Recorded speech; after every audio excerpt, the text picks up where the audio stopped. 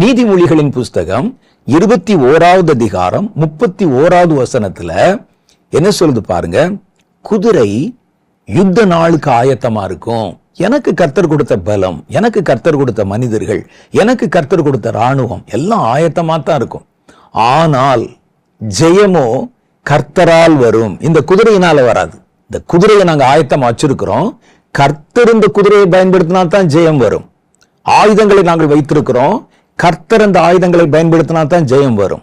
ராணுவத்தை வச்சிருக்கிறோம். கர்த்தர் அந்த ராணுவத்தை பயன்படுத்தினா தான் ஜெயம் வரும். எல்லா ராணுவம் ஜெயிச்சிருந்தா? பார்வோனின் ராணுவமே ஜெயிக்கலையே.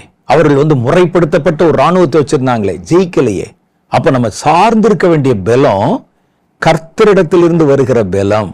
அதை விட்டுட்டு நீங்க வெறுமனே இந்த ஆயுதங்களையும் குதிரைகளையும் ராணுவங்களை நம்பினால் ஏற்ற ஜெயத்தை பெற முடியாத ஒரு சூழ்நிலை வந்துரும்.